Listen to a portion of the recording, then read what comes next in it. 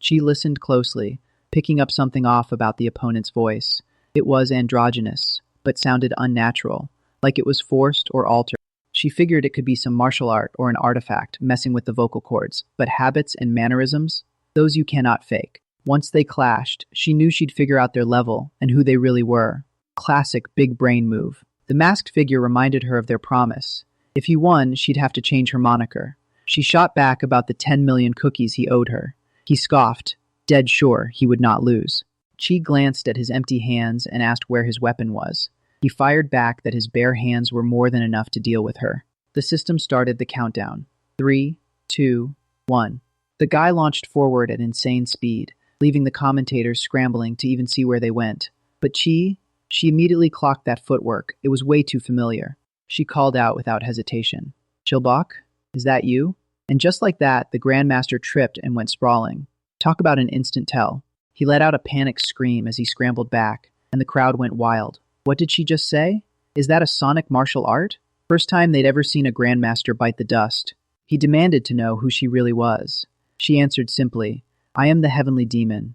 He denied it, claimed he was not this Chilbok person or whatever.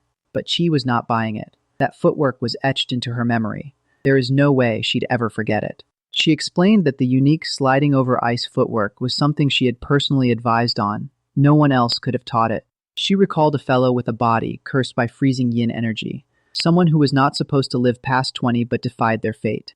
That same person followed her to the end, becoming her most trusted confidant, loyal subject, and like a little sibling. You were alive, Chilbok, she said softly. He kept denying, but his voice cracked. She pressed him. Why keep denying it? Was there some circumstance he was dealing with? He thought back. It was from a long time ago, and the memories were not pretty. The reason he had discarded the name Chilbok was tied to that nightmare. Chaos, flames, and desperate shouts to form formations and defend the Grand Hall until the cult leader arrived. He described the sky overturning, and how every time he closed his eyes, the horror came rushing back like a waking nightmare. Chilbok's mind flashed back to that apocalyptic night, horrifying monsters tearing through the great heavenly demon cult grounds like it was their own playground.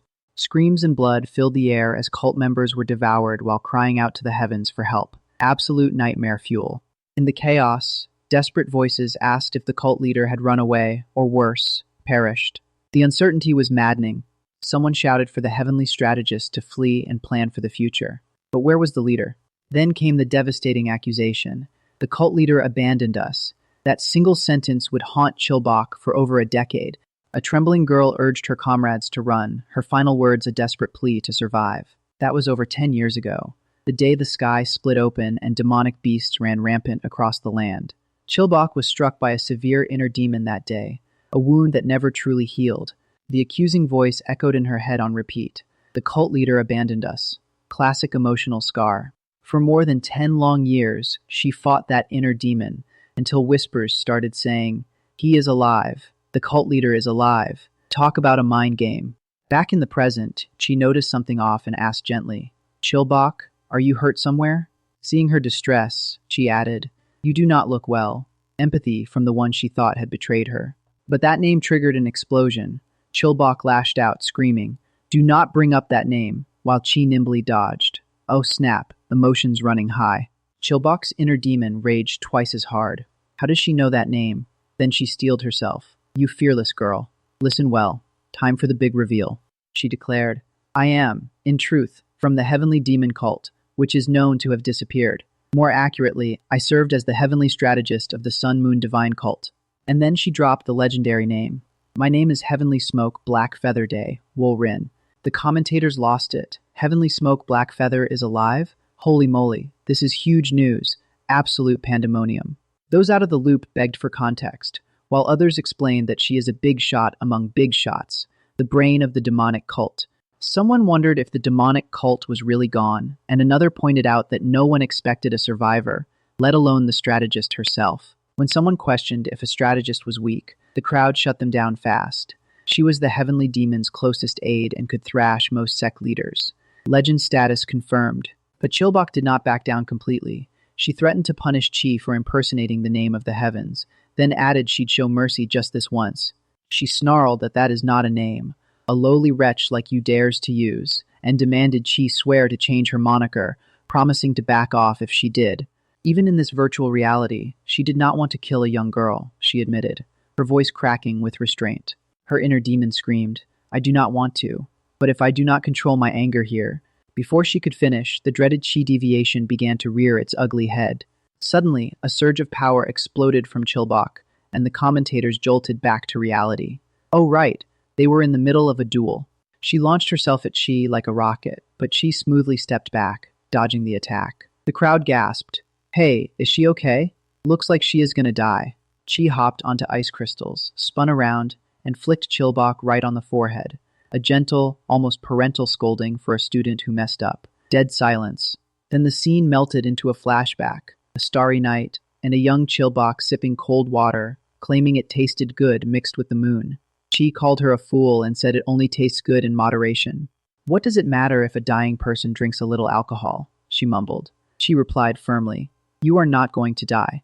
Chilbok poured her heart out. "Boss, I am a lost cause. I am lowborn. My body is ridiculously weak, and I lack the comprehension to learn martial arts." She planned to just waste away drinking alcohol, and begged Chi to leave her be. Inside, she wondered, what was I expecting? Was I hoping he would try to stop me? But Chi said nothing.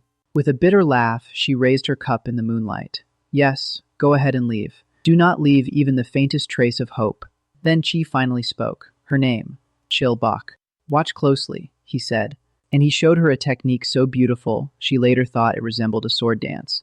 "This is my gift to you," he said. Chi performed a set of 12 incredibly intuitive sword techniques, as if designed for someone with a weak body and poor comprehension. Then he announced, "I intend to become the cult leader." A stunned "so" was all she could manage, but Chi was not done. "Follow me to where I stand. I will not accept any other answer," Chilbok protested. "But boss, the only thing I am good at is playing cheap tricks." Chi cut her off with a laugh. "Goodness, you fool. Does that matter? I like you. That is enough." Then came the words that sealed everything. "I like you. That is enough." Those simple yet powerful words struck deep into Chilbok's soul. In the ancient scriptures, it was written, "The heavenly strategist Damwol Rin watched the cult leader's gaze as the moon vanished behind clouds, and she summoned thunder with a silent command that echoed like a temple bell." Soon the clouds parted, and the moon revealed itself, casting light on mountains and rivers, driving away all darkness. That night, the cult leader's return was proclaimed to heaven and earth. Back in the present, Chilbok's mask shattered, revealing the face of a crying woman.